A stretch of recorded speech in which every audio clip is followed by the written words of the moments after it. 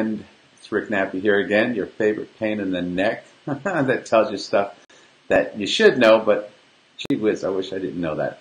Anyway, this morning our topic is to take or not to take that daily aspirin. That's the big question, huh? And as you know, every morning what I have to do here is make sure that we're going live.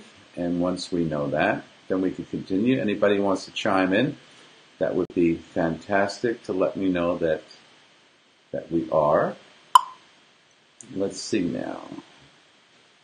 Okay, that should take care of it. So anyway, to take or not to take your daily aspirin, that's the big question, isn't it? So I'm just going to give you a little update. My new book, The Brain Gut Fix Diet, is coming out in a couple weeks now. I'm boring it down, so you all should always pick up a copy of this because it's a step-by-step guide on how to synchronize your brain-gut mechanisms and how to live at the optimal health. Anyway, I'll get into that, but first I want to tell you a story. So I'm in Publix the other day, and you can't make this stuff up. And I'm in an aisle, and I'm looking for some stuff. And next thing I know it, there's a woman and a man. The woman is in one of those like little electric carts or whatever you want to call them. And they're both obese. He's standing above her. She's below. And she pulls her cart up to the shelf, and she takes off 2 cans of Spam. That's right, 2 cans of Spam. And she's actually reading them very, very closely, and she's looking at which she should get, the regular Spam or the new improved light Spam or low sodium Spam. And I was dumbfounded standing there just saying to myself, gee whiz, what's the difference? Spam is Spam. So I just have to tell you that sometimes people will look at the junkiest stuff and look for the healthiest version of that junk. And in all reality, just like we talk about diet sodas, that switch out real sugar for chemicals. The Spam is Spam. It's not good for you.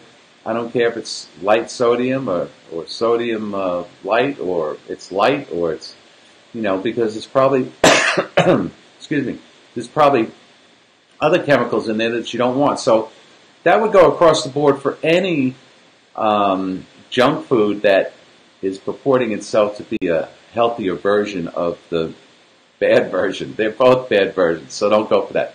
So, all right. Now, but it just blows my mind, man. I mean, that you'd be sitting there actually, thoroughly reading the label of a Spam can to see which version is better.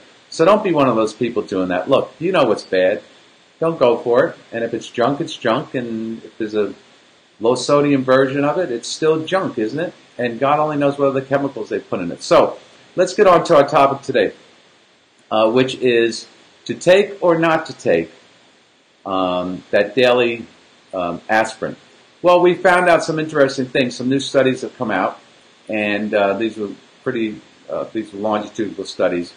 And the results are, needless to say, pretty much you guys have been wasting your money that have been taking these aspirins. Now, I want to emphasize this. The things that I tell you here are for educational purposes only, and obviously you should go to your own primary care physician for, specific advice to your specific condition. But this is what the study says, so I'm going to repeat this from the National Institute of Health. They just completed a study. And so anyway, aspirin was associated with a significantly increased risk of bleeding, primarily in the gastrointestinal tract and brain. Clinically significant bleeding, hemorrhage, stroke, bleeding in the brain, gastrointestinal hemorrhages, or hemorrhages at other sites that require transfusions or hospitalization. Now, this is for the older population, obviously, so this is not a very good finding, is it?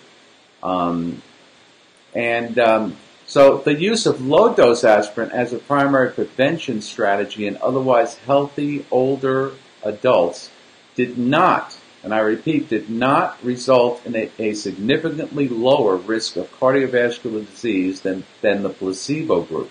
Now, the placebo group is the group that takes like a sugar pill, but they don't know it. You know, they're put into these clinical trials, and you don't know if you're getting the real aspirin or if you're getting the fake aspirin. So there was no significance between the ones that took the fake aspirin or the real aspirin.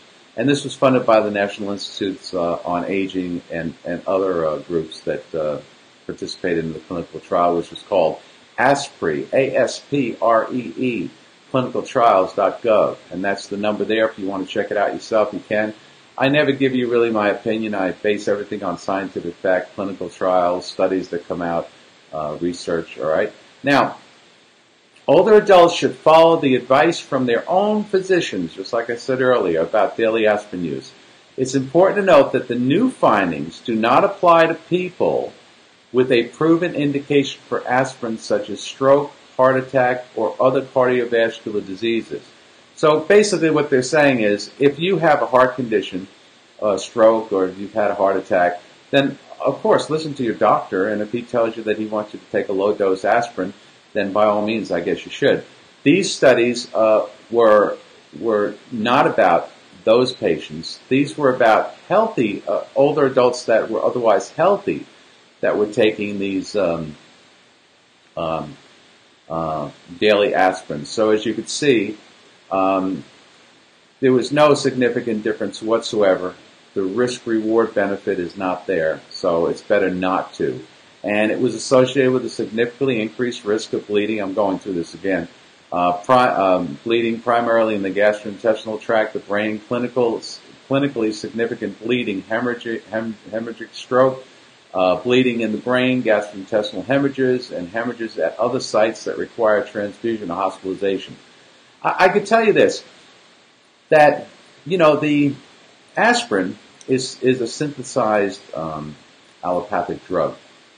Now, but where does aspirin come from? That's the question that we have to ask ourselves, right? So aspirin comes from white willow bark.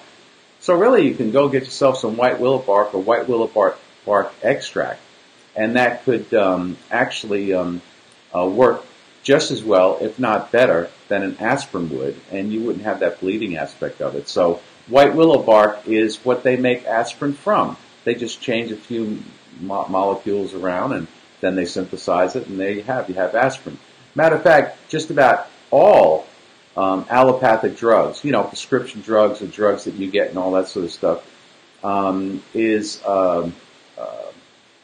is manufactured, or it starts from a plant, from nature. So, and then it's augmented to be synthesized because they simply couldn't make enough if they were just using the plants. So they have to alter the molecular structure, and then you get a synthesized version of it, and then they can mass produce it. So white willow bark is a great alternative for aspirin. This is for what I say healthy people. If you have migraine or if you have any other kind of headaches, and remember, your migraines could very well be connected to your brain-gut being out of synchronicity. And that's what my book tells you about. And also, as you know, Benefits Whole Body Nutritional Shake, which will cover every organ and get you nourished early in the morning before you do anything. Hi, Wendy. Good morning. Good to see you here. And thank you for thanking me for giving you these reports. So anyway, everybody, aspirin, to take or not to take? Well, if you're otherwise healthy, the risk-reward is not there, according to the study done by the NIH. If you have had a stroke or a heart attack and you're under the care of a physician, then you should obviously ask your physician if you should take that, because the risk-reward could be different.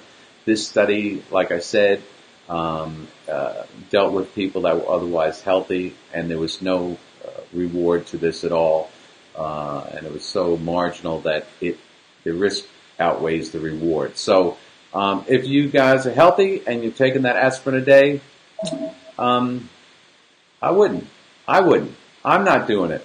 I can't tell you what to do, but I'm not doing it. So anyway, Golly, we only know what I'm going to do tomorrow. So I hope you found this informative. And remember, please like, share, comment, because the more you do that, the more that helps me, and it tells me if I'm on the right track of giving you information that you want. Also, listen, procrastination is your biggest enemy. Go to the website. Get a bottle of benefits. What do you have to lose? Aches, pains, inflammation. You might be running the risk of actually getting your brain gut synchronized and being healthier and having more energy and all that good stuff. Because remember, in the morning your body does not need lots of volume, because throughout the evening, as you're sleeping, it's breaking down everything that you've eaten and processing everything you've eaten the day prior. So when you wake up in the morning, it's sort of punching its clock out and saying, okay, I'm going to take a bit of a repose. And then all of a sudden, here comes this breakfast, all this volume.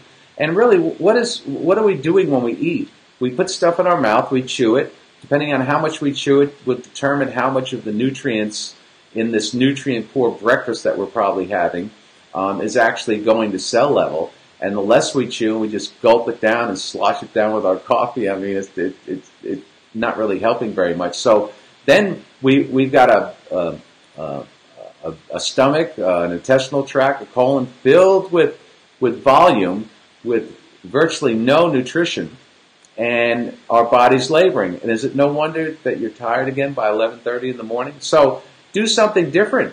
Change it. You can't expect a new result. Only 153 calories per serving, so you're well within your calorie budget. And so benefits will do all that for you, and it's already pre-macerated, so you don't even have to chew. You just mix it up, 15 seconds in a magic bullet, drink it down, and go. And at least you'll know you have all the nutrition you need, and you'll be synchronizing those organs, and your brain-gut fix is underway. I use this in my protocol every day.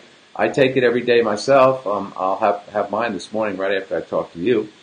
So anyway, I hope this was informative. God bless you all, and stay healthy. And remember, my new book is coming out shortly. And if there's any topics that you might want me to cover that might interest you, please just let me know. All right? So anyway, time for me to go. Time for you to go. Get on with your day. Have a wonderful, wonderful Wednesday. And, it's Tuesday. I'm ahead of the game here, aren't I? Well, remember, you're ahead of the game because you're breathing this morning. The question is, how much longer do you want to keep breathing? And remember, you can't cheat. You can't cheat it. You got to be on it. And remember, there's no difference between regular spam and spam light. Okay, everybody. Thank you for joining and watching. All right. Bye-bye now.